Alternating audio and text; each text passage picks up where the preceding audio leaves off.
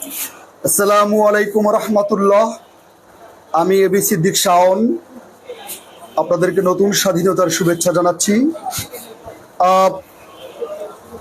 জাতীয় পার্টির জিএম কাদের এবং চুন্নু সহ জাতীয় পার্টির যারা খুনি হাসিনা, স্বৈরাচারী হাসিনার সরকারের অংশ ছিল, তাদের দ্রুত গ্রেপ্তার করা হোক, তাদেরকে বিচারের আওতায় আনা হোক। জিএম কাদের তার বক্তব্যে বলেছে যে শেখ হাসিনাকে ভারত থেকে এনে এদেশে বিচার করতে হবে। ভারতের এক টিভিকে সাক্ষাৎকারে বলেছে, তার মানে চোরের মায়ের বড় গলা। এই খুনি হাসিনা, স্বৈরাচারী হাসিনা স্বৈরাচারী তো হতে পারতো না। এই 14 দলের অংশ হয়ে এই জিএম কাদের চুন্নুরা এই জাতীয় পার্টি স্বৈরাচারী হতে সহযোগিতা করেছে। তারা দিনের ভোট রাতে করেছে, জনগণের ভোটাধিকার কেড়ে নিয়েছে, জনগণের কথা বলার অধিকার কেড়ে নিয়েছে।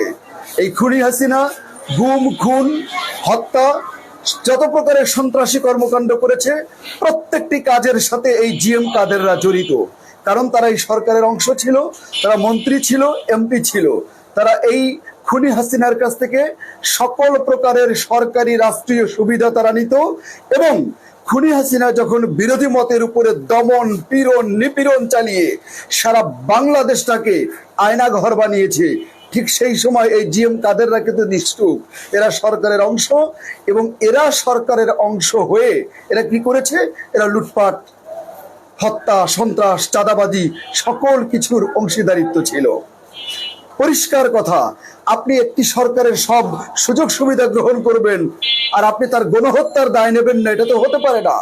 বিধায় যদিও ভবিষ্যতে আর কোনো সরকার, আর কোনো দল যেন স্বৈরাচারী হতে না পারে, যেন খুনি হতে না পারে, যেন কিলার হতে না পারে, যেন জেনোসাইড ঘটাতে না পারে, তার জন্য প্রয়োজন কি? তার জন্য পরিষ্কার প্রয়োজন হচ্ছে সঠিকভাবে উপযুক্ত ব্যক্তিগুলোকে ধরে এনে বিচারের মাধ্যমে শাস্তি নিশ্চিত করা। তাহলে আর কেউ স্বৈরাচার হতে পারবে না, স্বৈরাচারের দোষরও হতে পারবে না।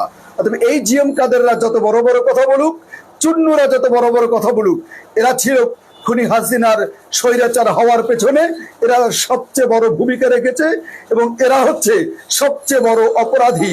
কারণ তারা অপরাধ করতে সহযোগিতা করেছে, অপরাধের অংশ ছিল, অপরাধ তারা নিজেরাও করেছে।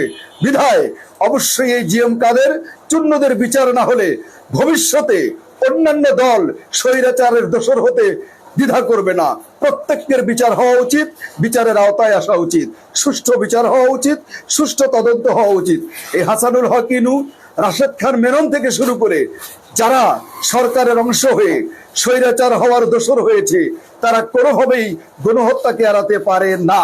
বিধায় পরিষ্কার বক্তব্য, একেবারে পরিষ্কার বক্তব্য যে এই জিএম কাদেরদের বিচার হওয়া উচিত। আসসালামু আলাইকুম রহমতুল্লাহ।